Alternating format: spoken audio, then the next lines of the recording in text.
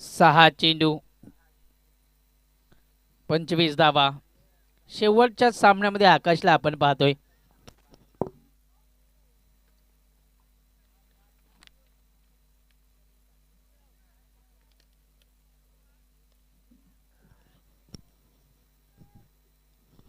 सहा चेंडू 25 धावा. पहिले 2 चेंडू निर्णायक असतील. हा पहिला चेंडू या ठिकाणी मात्र चांगला आहे. आउटसाइड द ऑफ समी गोलंदाजी आपल्याला पाहायला मिळते. तब्बल विचार केला तर महेशला ऑन स्ट्राईक येणं गरजेचं आहे. आकाशमध्ये क्षमता आहे परंतु अद्याप ती फटका चांगला आहे. गॅपमध्ये चेंडूला फेकून दिलाय. त्या ठिकाणी अजून एक दमदार मोठा फटका. आता उर्वरित समीकरण आहे 4 चेंडू 21 धावा.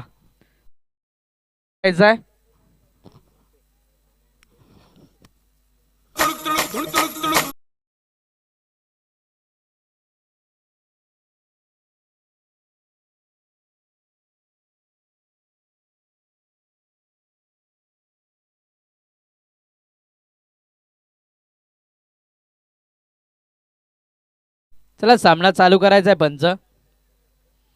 4 चेंडू 21 समीकरण आहे.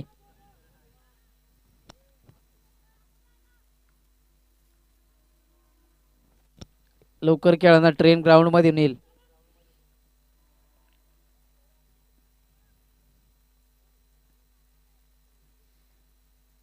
चार चेंडू 21 धावा. हा चेंडू इथे मात्र चांगला आहे. हेच पंच ही धावही नाहीये आणि विकेटही नसेल. हा तिन्ही मारू दिलं. 4 घालाय मग 4 मारू दे. हे कोण 9 घालाय.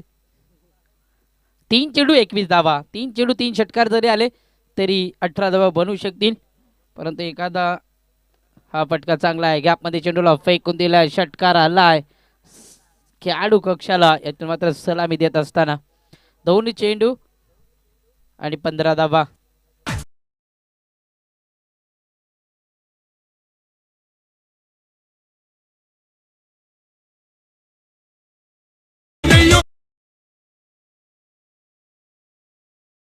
की 50% बल्ले बल्ले झालंय.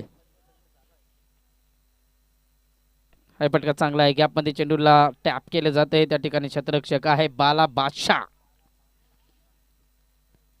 हे आताचे यंगस्टर आहेत ना या ठिकाणी मी म्हणतोय तुम्हाला. बाला झाला, आकाश झाला, अमोल झाला, तो विनू झाला, हे पूर्ण बैलगाडा प्रेमी आहेत.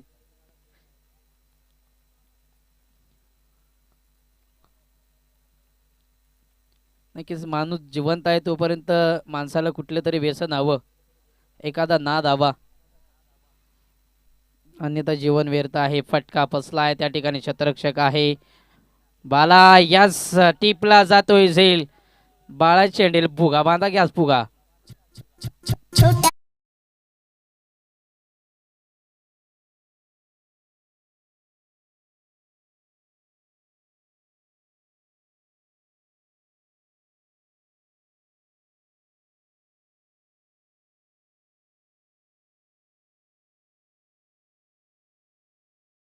सरचे स्वागत आहे. या सामन्याचा मॅन ऑफ द मॅच पुरस्कार आपण देऊया. अद्याप विचार केला तर सागरच्या कमकुवत असताना हा सामना इथून मात्र जिंकलाय आणि टीम जांभिवली संघ क्वालिफाय झालाय. त्या सर्व माझ्या लाडक्या प्रेक्षकांचं तसेच जांभिवली टीमचं तसेच हाडलक टीम ताडवाडी कशेळे या टीमचं सुद्धा मनापासून सरचे स्वागत आहे. या सामन्याचा मॅन ऑफ द मॅच आपण मॅच शेड्यूल बघू शकाल.